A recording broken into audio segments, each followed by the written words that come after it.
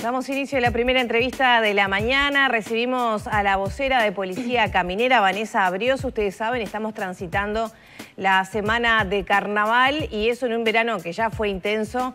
Bueno, modifica de alguna manera la circulación en rutas nacionales, en ciudades. Y para conocer un poco más de cómo se viene desarrollando esta semana, la recibimos. Vanessa, bienvenida. Buenos días para ustedes y buenos días para todos los televidentes. Un placer acompañarlas como siempre. Y bueno, como tú lo mencionabas, un fin de semana con un intenso movimiento en rutas nacionales. Ya estaba pronosticado, lo estábamos anunciando desde días antes. El viernes tuvimos una salida masiva hacia el este del país, situación que se repitió también el sábado por la mañana con conteos por encima de los 2.900 vehículos por hora circulando hacia el este del país, bueno, lo que provocó que se saturaran varias rutas, por ejemplo la ruta interbalnearia, ruta 8 y por supuesto ruta 9, que uno de los destinos más elegidos para este fin de semana de carnaval fue Rocha. Y bueno, y ahora estamos preparando el operativo retorno. Es hoy, ¿no? Hoy, exactamente. Hay gente que se toma toda la semana, no sé qué día ustedes valoran como el más fuerte. Hoy, martes. Tenemos un retorno muy particular esta semana porque se da escalonado. El domingo ya estuvimos con un operativo retorno, pero se dio con muy bajo flujo vehicular, 1.900 vehículos fue el pico máximo, realmente es un conteo bajo para la fecha del año en la que estamos y para ser un domingo de temporada. Sin embargo, estaba dentro de lo previsto por este feriado de carnaval, que en realidad el retorno masivo se espera para el día de hoy, pero también tiene la particularidad que se extiende, no todos retornan hoy, sino que también se extiende hasta el próximo domingo, ya que muchos, bueno, hacen usufructo de toda esta semana, pero bueno, hoy se espera el mayor flujo vehicular de retorno hacia la capital, así que la recomendación para aquellas personas que hoy pretenden volver es, como siempre les decimos, evitar el horario pico. Que se da entre las 19 y las 21 horas cada domingo, y hoy, martes de retorno, bueno, no va a ser ajeno a esta situación. Entre las 19 y las 21 no es recomendable emprender el regreso y salir con calma.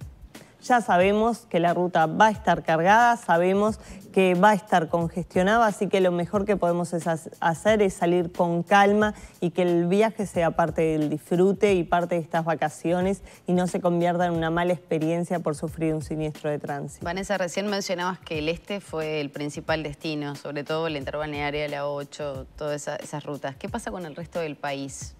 Bueno, ¿Tuvieron también salidas masivas hacia otros puntos, por otras rutas? Si bien hubo movimientos y como recién lo mencionabas tú, se está disputando una nueva edición de Rutas de América, lo que también provoca que en varias rutas haya un enlentecimiento y un congestionamiento de tránsito donde está puntualmente transitando la caravana. Por eso también mediante las redes sociales, mediante nuestra página web, anunciamos cuáles son las etapas y por qué rutas va a estar transitando para que la gente pueda anticiparse a esto previo a iniciar el viaje y esté dentro de la planificación, bueno, para no cruzarme la caravana o para no trancarme en el tránsito, bueno, o salgo antes o salgo después o evito esa ruta y tomo otro camino. Tuvimos los puentes internacionales, uno de los destinos también elegidos en este fin de semana largo de carnaval, lo que es Ruta 1, Ruta 2, Ruta 3, pero por supuesto no se comparó a lo que fue la salida masiva hacia el este y como lo decían los operadores del turismo, Rocha está con un 100% de ocupación y esto se reflejó directamente en lo que es la Ruta 9. ¿Cómo estuvimos en cuanto a siniestralidad en estos días de carnaval? Bueno, a pesar de ser un fin de semana donde tuvimos un flujo vehicular sumamente alto, no hemos tenido que lamentar siniestros de tránsito de importancia. Sí se dio un siniestro de tránsito en la madrugada del sábado, un siniestro fatal en Ruta 46 cerca de Los Cerrillos, donde un vehículo con 5 ocupantes, bueno, perdió el dominio, volcó. Uno de sus ocupantes, un joven de 22 años, perdió la vida. Pero si miramos lo que fue la salida masiva, no se da dentro de esta movilidad masiva que se dio, sino que fue un caso aislado en la madrugada del sábado y en una ruta secundaria, no en una ruta principal, donde se dieron las mayores concentraciones de flujo vehicular. Hemos tenido sí algunos siniestros leves, como se dio, por ejemplo, en la mañana del sábado en ruta interbalnearia. Choques de alcance. Exactamente, choques de alcance, algún despiste que embistieron una columna. ¿Pero qué provoca esto? Provoca un mayor enlentecimiento porque el tránsito se detiene, pretende sacar una foto, quiere grabar videos para subir a las redes sociales. Esto también enlentece, por más que la senda de circulación esté liberada, aunque también, ahora que estoy viendo en imágenes que estamos pasando el peaje, se habían levantado incluso las barreras del peaje para que fuera más ágil el tránsito, pero mismo los conductores pasaban muy lento por el lugar. Pasa que por allí hay radares también. También. Marcan 10 kilómetros por hora y esa es una duda existencial que tengo, si eso favorece o no este tipo de situaciones que se dan en los peajes.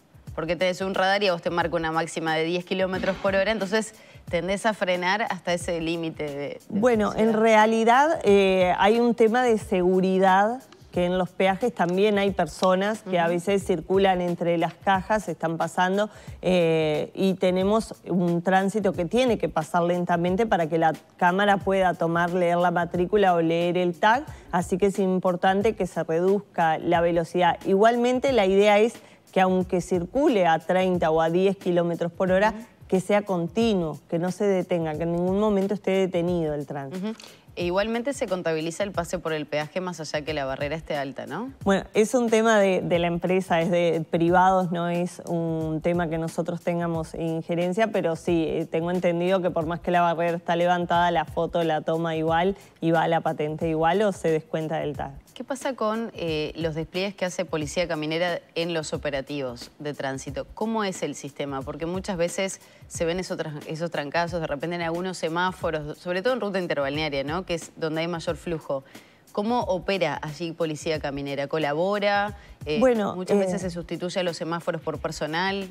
Esto era algo que se daba antes. Antes, cuando no teníamos un manejo nosotros del sistema de semáforo, se anulaba el semáforo, se apagaba y personal de caminera, bueno, quedaba pie a tierra allí canalizando el tránsito y manejando los cortes. Luego, con el paso de los años, empezamos a tener pulsadores y poníamos efectivos a manejar los pulsadores del peaje. Hoy, de los semáforos.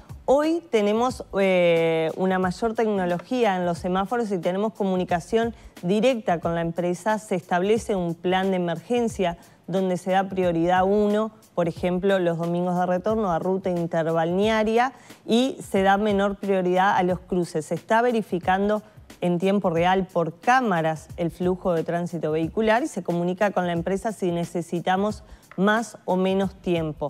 En un domingo de flujo vehicular o en un martes como hoy que esperamos mucho flujo vehicular, se dan hasta 10 minutos de prioridad a ruta interbalnearia con cortes de apenas 30 segundos en las intersecciones, incluso los cortes cuando tenemos un semáforo interbalnearia que tenemos bolsillos y cruce desde el lado sur a norte y norte a sur, en un cruce común.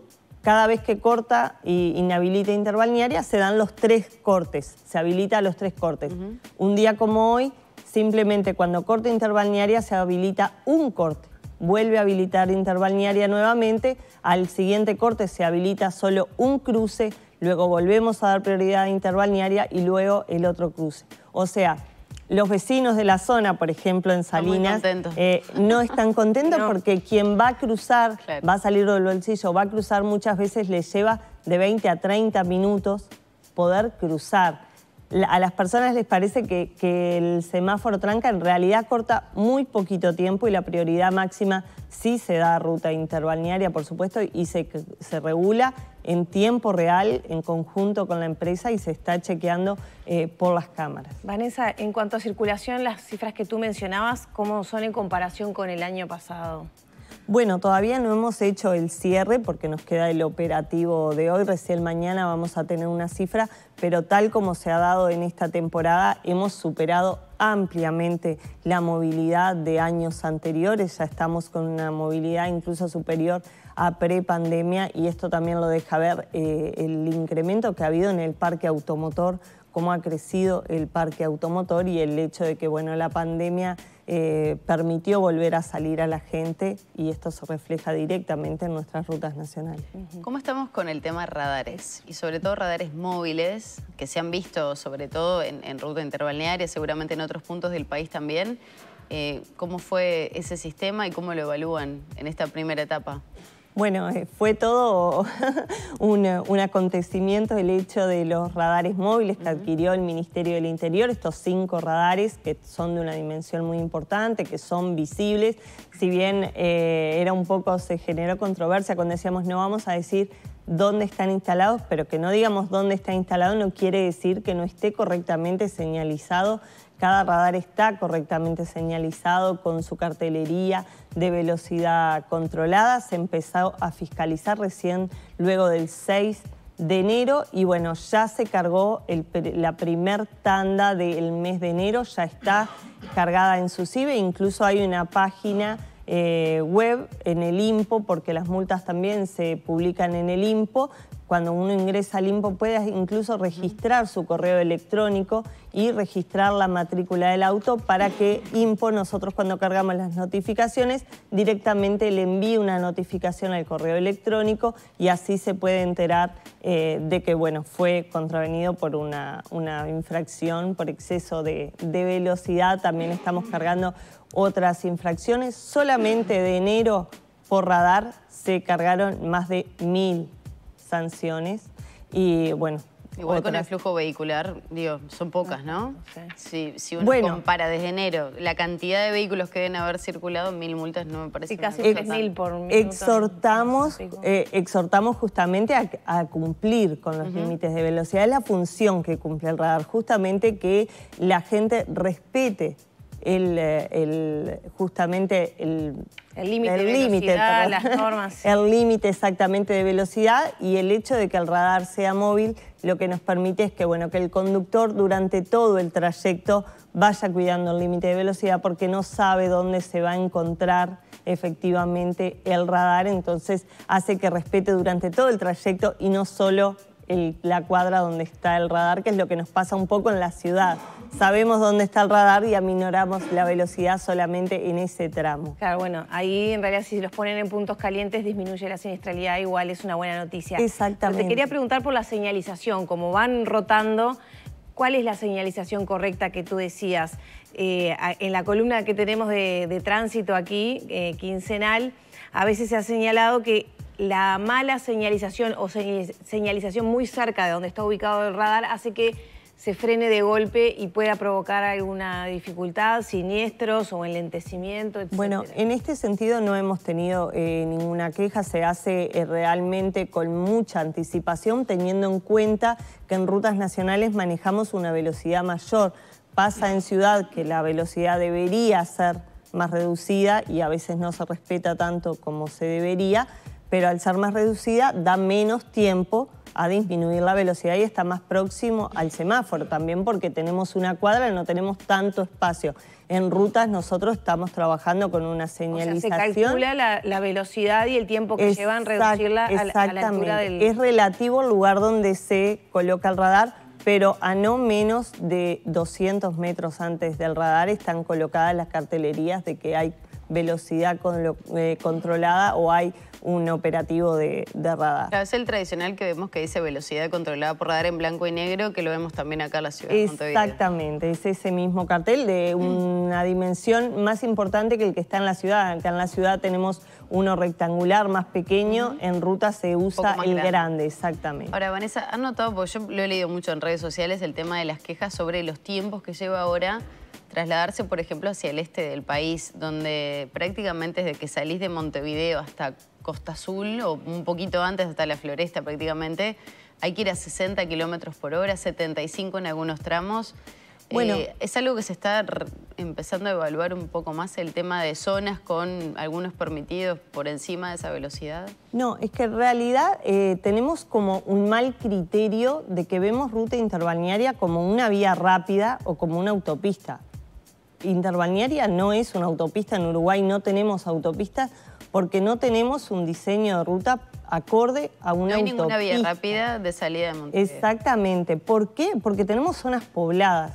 No podemos poner una vía rápida cuando tenemos gente viviendo de ambos lados de la ruta. Tenemos peatones cruzando, niños, ciclistas, vehículos livianos, mascotas muchas veces también cruzando la ruta. Entonces, manejar una velocidad en una zona poblada mayor a 60 kilómetros por hora, estamos reduciendo el tiempo de reacción del conductor. Cuando nosotros vamos a 60 kilómetros por hora, tenemos un tiempo de reacción, porque entre que uno divisa que tiene que frenar, le da el cerebro la orden al pie de que apriete el freno y que el vehículo se detenga, todo esto son metros que el vehículo se sigue trasladando por la vía sin que haya frenado. Cuando vamos a una velocidad mayor de 60 kilómetros por hora, por supuesto que esa distancia aumenta. Entonces lo que me acota es el tiempo de reacción. A mayor velocidad, menor tiempo de reacción, mayor distancia de frenado. Y bueno, cuando tenemos población, tenemos centros poblados, tenemos gente que vive de un lado, que tiene su vida diaria de un lado y del otro de la ruta, no es compatible. Entonces, lo primero que tenemos que concientizarnos es que interbalnearia no es una vía rápida. Sí es una ruta nacional donde cuando pasamos por centros poblados necesariamente debemos disminuir la velocidad. Luego tenemos otras zonas donde no tenemos población. Por ejemplo, una vez que pasamos el paraje Los Cardos hacia Maldonado, tenemos velocidad permitida de 110 kilómetros por hora. ¿Por qué? Porque no hay un centro poblado, porque la ruta sí permite desempeñar esa velocidad, porque no tengo la posibilidad de que se atraviese un peatón. Hay un tramo en Canelones que también tiene ese permiso. Exactamente, tenemos varias rutas en Ruta 1 también. Hay varias rutas que tienen... Hay una interbalnearia. No solo interbalnearia, tenemos varias rutas que tienen este permitido de 110, pero necesariamente cuando tengo zonas pobladas no puedo pretender seguir circulando a 90 o incluso pretender circular a una velocidad mayor a 90 kilómetros por hora. Vanessa, en este contexto de sequía se ha permitido a los animales pastar a los bordes de las rutas. ¿Ha habido o se incrementaron los siniestros por cruce de animales? No, hemos tenido sí algún siniestro, pero siempre tenemos algún siniestro por animales sueltos, a veces porque dejan una portera mal cerrada, a veces por descuido de los propietarios. No se han incrementado hasta el momento. La mayoría de los propietarios de los animales que sacan a pastar, bueno, lo hacen acorde a la normativa, con los troperos suficientes y controlados, como lo exige la normativa. Así que eso no, afortunadamente no ha significado por ahora no ha habido un incremento. Y a propósito de los efectivos dispuestos para estos días de tanto tránsito, ¿cuánta gente viene desplegada? ¿Cuántos efectivos de Policía Caminera en esta semana tan particular? Policía Caminera desde el 15 de diciembre y hasta pasado turismo tiene abocado al 100% del personal ejecutivo, corta las licencias, no hay personal de caminera de licencia durante la temporada estival porque realmente el flujo de tránsito vehicular que tenemos hoy en las rutas nacionales necesita, bueno, el 100% del personal abocado a las tareas de prevención y de fiscalización, que también es uno de los pilares sumamente importantes de la seguridad vial. Cada operativo, ¿cuántos efectivos lleva? Bueno, depende. En este momento, por ejemplo, ahora con Carnaval, si bien tenemos un gran despliegue en el este del país, reforzando los destacamentos de Rocha y de Maldonado, también tenemos otro operativo con Rutas de América, que se mueve con Rutas de América. También tenemos reforzado lo que son la entrada y salida en los puentes internacionales, tanto en Paysandú como en Fravivento, como en Salto. Y bueno, vamos rotando el personal de acuerdo a donde tenemos los operativos y donde tenemos el mayor despliegue que necesitamos, según se va moviendo la gente del destino elegido. Pero si tuviéramos que dar un número en promedio... Es que hoy por hoy estamos trabajando con el 100%. ¿Son? ¿Cuántos son? Y casi 400 funcionarios. Bien. ¿Qué pasa con la colaboración en los incendios? Que fueron muchísimos, sobre todo en algunos puntos en específico del país. Bueno, tuvimos también este verano la particularidad, lamentablemente, de vernos afectados con la sequía y estos incendios, que muchos se dieron cerca de rutas nacionales e incluso de importantes rutas nacionales, como tuvimos en la Floresta, con corte de ruta interbalnearia, corte de ruta 35. por supuesto que inmediatamente se procede al lugar, trabajamos en coordinación con bomberos, con el ejército a través del SINAE, también del SECOET, que integramos también estos organismos. Y bueno, lo que se intenta es brindar la mayor seguridad. Muchas veces la columna de humo, si bien nosotros no trabajamos en el incendio particularmente, siempre tenemos que velar porque esa columna de humo o porque mismo el fuego no llegue a la vía de circulación o no afecte la seguridad en la vía de circulación. Por eso muchas veces tenemos que estar realizando cortes y desviando el tránsito, porque cuando uno se mete en una columna de humo de un incendio, lo que pierde es la referencia de la senda de circulación por la que va circulando, entonces es muy probable que se cruce de senda o pueda tener un despiste, entonces se prefiere cortar el tránsito para que se asegure la circulación y muchas veces se desvía por caminos alternativos. Vanessa, muchas gracias por estos minutos. Reiterar a quienes estén retornando hoy, no hacerlo entre las 19 y las 21 horas, ¿no? Exactamente. Bueno, gracias a ustedes por la invitación y por favor también recordar salir con paciencia, porque muchas veces también vemos en la ruta estas conductas que son sumamente peligrosas, los adelantamientos incorrectos, rebasar por la banquina. Sabemos que el tránsito va a estar congestionado, así que exhortemos a un manejo responsable y a un retorno seguro. Muchas gracias. Cerramos por aquí la charla, ya son las 9 de la mañana, 8 minutos.